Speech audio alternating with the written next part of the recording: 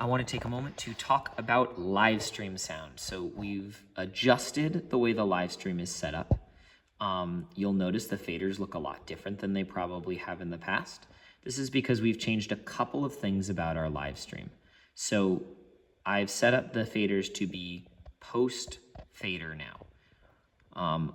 What this means is if we're looking at our live stream right now, if we are just looking at our house mix, when I make adjustments in the house, we are going to hear those adjustments in the live stream.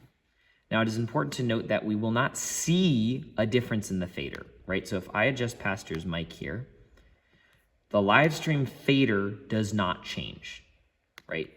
However, this difference in sound will be reflected on the live stream. Now, this setup works great when you don't have someone separate running your live stream mix. If and when we get to the point where we have enough volunteers, servant leaders, that we can have a separate person mixing live stream on a separate computer, then we would change this setup. But just for the moment, while we don't have a separate person, logically, if we boost Pastor's mic, we want that boost to be reflected on the live stream as well. So how does this make sense, right? If I have Pastor's mic set at +4 here, and I look at my live stream fader is +2.8, +3 roughly, the actual sound sending is going to combine those two levels. So what I'm gonna have is a +4.2, +2.8. I'm gonna have a total of +7, right? That's almost 3, +7. Now, if I feel like this is really loud in the house, I pull this fader down to -6. My live stream fader hasn't changed, but what it's doing is layering on top, right? So I take the +3 and the -6. Now my overall level of the live stream is gonna be -3. So it's a little bit of math, but the way to think about it is that this is sort of an adjustment layer, right? So what sends to the live stream is what you see here, but then what's under the live stream mix is it's an adjustment on top of whatever the main mix is, right? So if you have a mic like Anne's mic, my mom's mic right here, that's at 0, it's gonna just be whatever the level is of her mic in the house. But what I've done is taken the instruments just as a starting point and put all the instruments a little lower than the vocals, because typically people they want to understand the words, they want to hear the words. So we start with the band being a little bit lower, the vocals being a little bit louder, and then your pulpit and your pastor mic being sort of sitting a little bit above that. Again, these are all modifications, so the overall sound is going to sound like what it sounds in the house, but with a couple of tweaks, because on the live stream, you don't have all the ambience of this room. You have to kind of tweak things to make it sound correct. So this should change over time as the team receives feedback. What you would do is if you're getting feedback, from several people over a week or two that says, hey, the instruments are really loud, right? What you would do is you wouldn't make that adjustment here, because you're always going to mix this to sound correct in the house.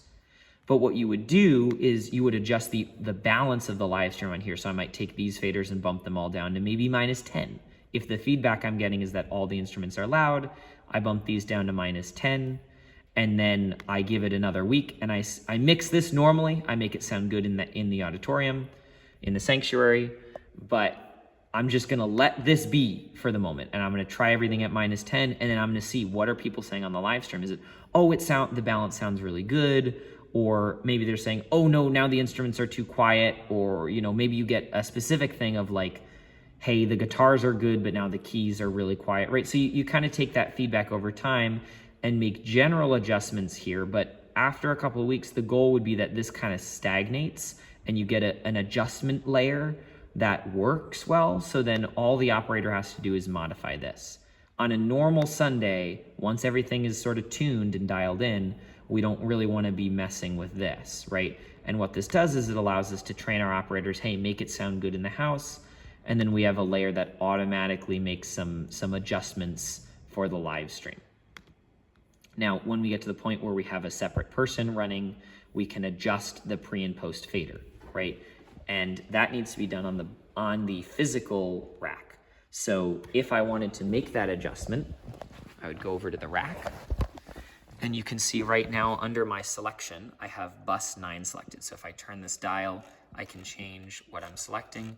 So I want to have bus 9 selected, and I would click that to select it, right? And you see the live stream is here, and I would go over to config, and you see where it says channel sends config.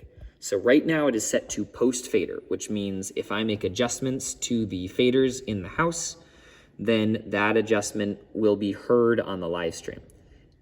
If I wanted to change it, I would tweak this dial down here, not that one, this one, all the way over on the side. It's a little hard to see.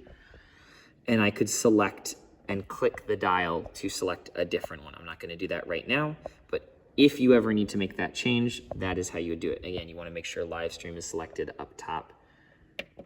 That's 9 and 10, mix bus 9 and 10 are the live stream. So until we have a separate person running, I would recommend leaving it at post fader.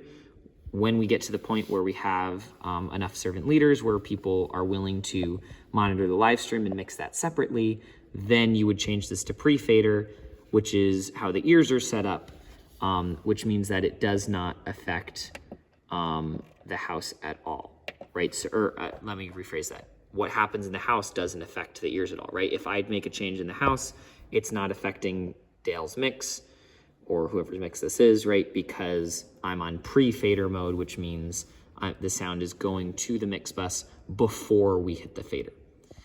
It's a little confusing to wrap your head around at first, but hopefully that explainer helps a little bit. Feel free to let me know if you have questions. But the main goal here is that we can run that live stream, just make adjustments in the house like we naturally would, and hopefully the live stream will sound good.